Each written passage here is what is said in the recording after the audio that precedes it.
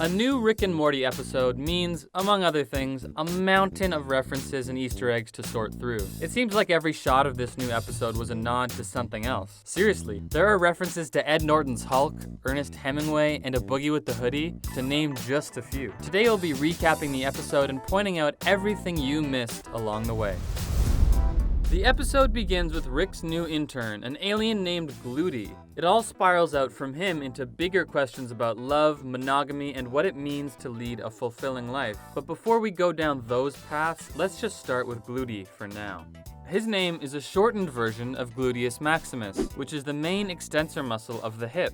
In plain English, your glutes are your hindquarters, your behind, or your butt cheeks. And it's fitting that the intern has this name because his body is made up of a bunch of little bums. He's also got a tattoo on his head that reads, "Don't develop my app." He contradicts this by walking around and telling whoever will listen, "If anyone wants to develop an app with me, I'm down." Here's the first thing you may have missed. Gluty is voiced by Taiki Waiti, the director and newly crowned cameo king. Not only does he appear as an alien and one part of a three-headed man in his own movie, Thor Ragnarok, but he also appeared just last week in The Mandalorian as a quick-spinning assassin droid, who unfortunately was not long for this world.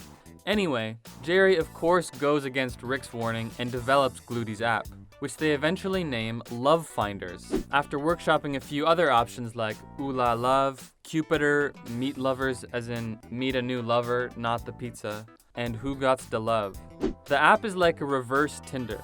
It scans your face, and instead of matching you up with random people for one-night stands, it leads you to your soulmate. It also seems to brainwash you into believing that the app's choice is the correct one. But that's not the important part.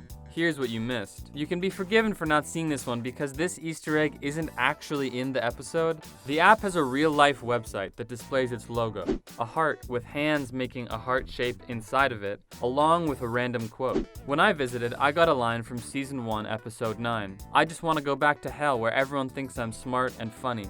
But that's only one option out of 114 different quotes from all over the Rick and Morty catalog. You can see all of the options if you look through the page's HTML. What does this mean? We have no clue, but it's a fun trip down Rick and Morty memory lane, and the lines vary drastically in tone and source, from ovenless brownies to lambs to the cosmic slaughter. There is a quote for everyone here.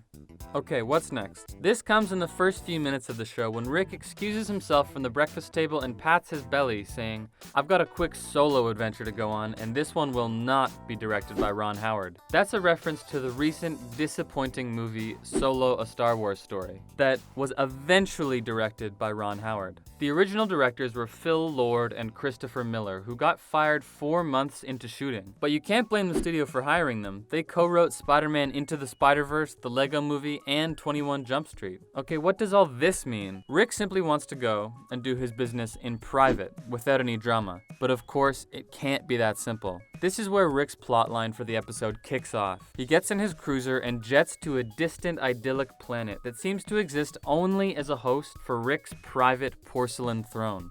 The toilet itself looks like any other, as well as the roll of toilet paper beside it. It's the surroundings that make this place so perfect. Behind the toilet is a dense forest full of enormous trees and glowing radioactive flowers. The view when seated on the toilet is a mountain range topped with some type of glowing blue crystal. Instead of a sink, hand washing takes place at a little waterfall.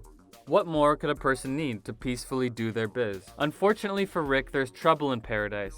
There's a hair out of place in his idyllic bathroom, a broken twig. He scans it and deduces that an interloper has been using his bathroom. He descends into an underground lab and scrolls through countless stool samples that he's been collecting in his high-tech toilet. He finds one that has an unnatural shape and runs a reverse digestion extrapolation on it. This test runs backwards from the shape of the poo to find that it was originally a sandwich. And naturally, he goes on a quest to find the unlucky person who trespassed in Rick Sanchez's bathroom. This person, it turns out, is a poor fishy-looking alien named Tony. But first, how does Rick get to him? He follows the sandwich trail to a place that serves, quote, the best frog food in the Gorgon Quadrant. Gorgon, it seems, is an intergalactic backwater and the butt of a lot of alien jokes. In Season 3, Episode 9, Trandor the alien calls his girlfriend's excuse, quote, Gorgon shit. Rick finds out from the housefly drug lord in the back of the sandwich joint that the delivery guy who sold the sandwich is fighting in the robot wars. So of course, Rick teleports into the middle of the battle. He uses an upside-down funnel with a QR code on it to fool the robots into thinking that he is their lieutenant commander.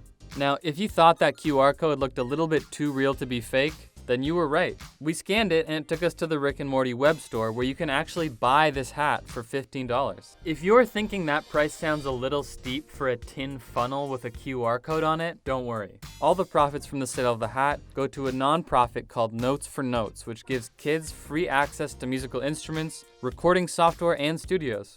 Not bad. Anyway, after gaining the robot's trust, Rick walks through the battlefield and finds the delivery robot, who's changed his delivery label to say Deliverance, like the movie. After winning the war for the robots, Rick gets the archive of the delivery guy's roots and traces that one sandwich back to a fishy-looking alien named Tony, who works in a call center. He presents him with his deuce in a box and says, quote, "You dropped that." Tony does an expert job playing on Rick's heartstrings. Such a good job that you might have wondered, like we did, who this voice actor is. It's Jeffrey Wright, most famously of Westworld, but also from the upcoming Batman, where he'll be playing Commissioner Gordon. But as we were saying, he makes Rick feel bad, and so he doesn't kill him. And what follows is maybe the most unexpected reference I've ever seen in a Rick and Morty episode. After giving Tony the poo finger, Rick returns to his lair, cracks 7 beers, and jams out to, of all things, a song by a Boogie with the Hoodie from 2016. The song is called, fittingly, My Back to the father-son duo for a minute, where the writers have chosen an easy target for ridicule: app developers. As you could have probably guessed, Jerry does the exact opposite of what Rick advises by developing the app with Gluty. They finish it and celebrate the launch with champagne. They're parodies of startup guys here, wearing tracksuits and talking about disruption and rule breaking while making something that's only goal is to make money. Morty warns his dad and the intern not to go against Rick's advice. And in this moment, you may have missed the foreboding reference behind them. A framed photo of the Titanic, prophesizing the untimely sinking of the new venture. It turns out that the intern is actually an agent of monogatron, an alien race who claim that they've perfected superior intimacy. They fly through the galaxy imposing their high-octane version of monogamy, and while everyone's running around falling in love with whoever they see, the monogatrons steal the planet's water. What you may not have noticed about the boss monogatron and his wife is the actors who voiced them. The guy with all the tubes coming out of his back is voiced by Sam Neill. You probably know him from Jurassic Park, but he also starred in Hunt for the Wilderpeople, which was directed by Gluty, or Taika Waititi. His wife is played by maybe the most iconic voice actor you weren't aware of, Kathleen Turner, who played Jessica Rabbit. While the app is working its magic and everyone on Earth is falling and re-falling in love, there are a few little moments that are worth mentioning in case they escaped your notice. They passed very quickly. First off, there's the name of the church: the Sistine Chapel. It sounds like the one in the Vatican, but it's spelled Cysteine. This spelling of Sistine is an amino acid. What the reference means is anyone's guess. Inside the chapel, there's a priest about to officiate a marriage, which Summer rudely interrupts. A construction worker then busts through the wall and exclaims, "Priest Witherspoon." Once again, your guess is as good as ours. Then there's the title of the whole episode, which is The Old Man and the Sea. This is a nod to The Old Man and the Sea, a novel by Ernest Hemingway. Then there's the post-credits scene, where they've plopped in a bunch of little references. The most obvious one is an iconic shout-out to the hot sauce brand Tapatio. Jerry opens the fridge looking for the hot sauce and can't find it, so he yells, "Rick, did you take the Tapatio?" Also in the fridge is a nod to the bully who Morty floated into the sky in episode 1 of this season. The bully's face appears on a milk carton missing poster. Then right beside the milk carton is the butter-spreading robot that you may remember from the episode Something Wicked This Way Comes. The whole scene, though, seems to be a reference to a different era, when Ed Norton was the Hulk. In the 2008 movie The Incredible Hulk, Stan Lee's cameo is identical to Jerry's little scene in Rick and Morty. It's almost a shot-for-shot remake. Stan Lee opens the fridge, then there's a shot of him from inside as he looks around, and then grabs a Guarana soda, which turns out to be contaminated with gamma radiation. Jerry does the same thing, except he drinks Globofin.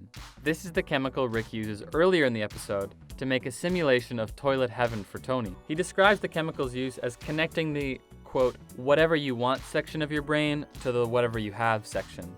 Here's a bonus one. When I was combing through this footage, I noticed that the motel where Summer and her first soulmate stay is, let's say, aptly named. This was a dense one, so let us know if we missed anything. Also, if anyone knows what the cysteine reference is, we would appreciate a comment. Don't forget to subscribe to Screen Rant.